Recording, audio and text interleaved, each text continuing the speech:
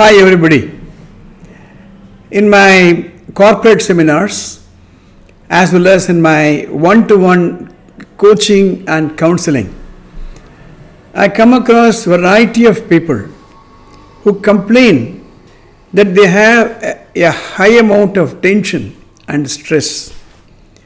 There are cases where without a family history of diabetics, there are first generation diabetic people are there.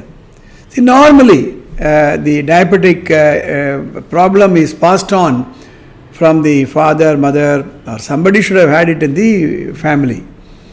That is understandable. But a person without any such tension, any such diabetic case getting into tension, a diabetic. I come across cases of juvenile diabetics, students at 8th standard, 9th standard having diabetics. When I go through the medical record, there is no incidence, there is no case of their elders having diabetics. A recent report, a couple of days ago I read, the alarming trend of cardiac arrest in people who are 30s and 40s. It's very, very disturbing. If you go to corporate sectors, be it software engineering or any other, people get burnt out. Gone are the days when a person looked forward to his retirement on attaining the age of retirement or superannuation. Now they say that beyond 40, they don't want to work. They say burnout. That's the word they use, burnout. Sleeplessness, right? Getting irritated, depression, family problem, right? I was just thinking, why is it happening? Now, one possible reason is tension and stress. We need to go into the details or why and what causes tension or stress. Let me put a matrix here. Right. Now, on one axis, I have depicted difficulty. The other axis, I depicted resources. A resource can be time, money, skill, people, it can be anything. Now, let us say that you have a project. You want to start a clinic, or you inherited a clinic from your father or somebody, or you are appointed as senior vice president of a huge corporate firm, and you accept it without evaluating your resources. Or an entrepreneur starts a company or a project without evaluating the resources. And anybody who starts on their own or anybody accepts a new job will have very high ambition. I want to become so-and-so, all the goal setting and all that. No, we talk about the hype on ambition, dreaming, anything is possible by anybody. All these things we get hijacked. I was talking about the amygdala hijack. Now, what happens when your panic and tension, if you look at it, the resources are low. That is the problem.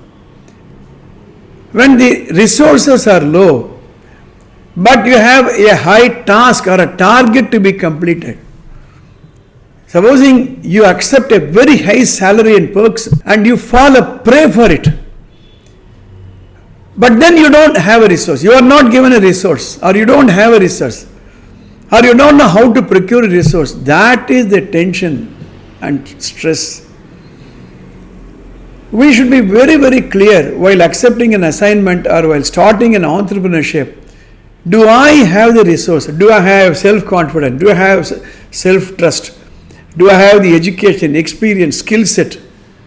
Do I have the people to support me, the money, resources? You will end up in a high tension. There is no point in burning yourselves. On the other extreme, I have what is called a lazy zone. People have very high resource, a lot of time is available, but their task is comfort zone tasks. Let's say that I am capable of producing a 10x result. Then I become so complacent. I operate from my comfort zone and I work only half of my capacity. That's called lazy zone. Again, here you'll be sacked. Right? There you will get burnt out or you'll be sacked. You will burn out. Again in lazy zone, you cannot survive there because you are operating half your efficiency. Then supposing you are in the mid zone, right? You accept some amount of responsibility with half your capacity, you can work in the middle zone, normal zone. Then what is so great about it? Right? It's okay. I'm not saying you should not be in the normal zone. Everybody cannot become a managing director. Everybody cannot be a senior vice president. Everybody cannot become a millionaire, a billionaire. But you accept a fact of life that you are performing normally, you will get only normal benefit. Having worked for 20 long years in a normal comfort zone, don't expect that you will be given preference in promotion just because you put in long years of service. Donkeys and horses have to be distinguished separately, differently. But then what you should do? Let's say that you are in a panic and a tension zone. Those people who come to me for counseling, I work with them, find out where are they having a deficiency of resources. We do an audit of resources and find out the adequacy of resources for the challenge and then start building on that. Then what used to be a panic or a tension zone will move to challenge zone. This is the growth. This is the career I'm talking about. Right? If you are in a lazy zone, you should understand before it is too late, accept a more responsibility level, accept a higher end task. Please understand this fact is very, very relevant.